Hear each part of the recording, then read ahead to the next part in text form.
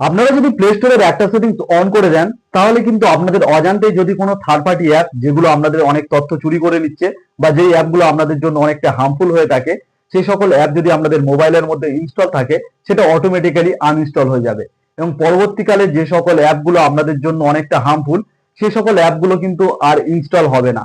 তো প্লে স্টোরের এই সেটিংসটা আপনারা খুব সহজেই করে নিতে পারবেন। তো কিভাবে করবেন চলুন তা দেখে নেওয়া যাক।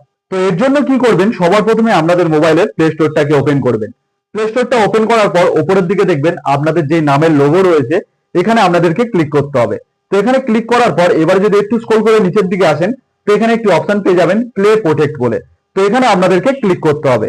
তো এখানে ক্লিক করার পর আমার দেখুন এই অপশনটা অন হয়ে রয়েছে বলে আমার এরকম দেখাচ্ছে, এবং আপনাদের যদি এই অপশনটা অফ হয়ে থাকে তাহলে কিন্তু এরকম দেখাবে। আপনারা এটাকে জাস্ট এখান থেকে টার্ন অন করে নেবেন।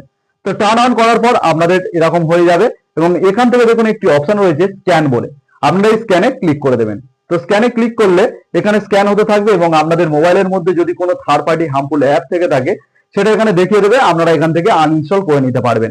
তো আমার দেখুন এখানে স্ক্যান কমপ্লিট হয়ে গেছে এবং এখানে দেখাচ্ছে নো হার্মফুল অ্যাপ ফাউন্ড, মানে আমার মোবাইলের মধ্যে কোনো হার্মফুল অ্যাপ এখানে নেই। তো এরপর থেকে আপনারা যদি এই অপশনটাকে অন করে রাখেন তাহলে কিন্তু কোনো হার্মফুল অ্যাপ আপনাদের মোবাইলের মধ্যে আর ইনস্টল হবে না, আর যদি ইনস্টল হয়ে থাকে সেটা অটোমেটিক্যালি আনইনস্টল হয়ে যাবে। তো কেমন লাগলো আজকে আমার ভিডিওটি যদি হেল্পফুল হয় অবশ্যই একটি লাইক করে দেবেন, আর এরকম ভিডিও পেতে আমার চ্যানেলটিকে সাবস্ক্রাইব করে রাখবেন।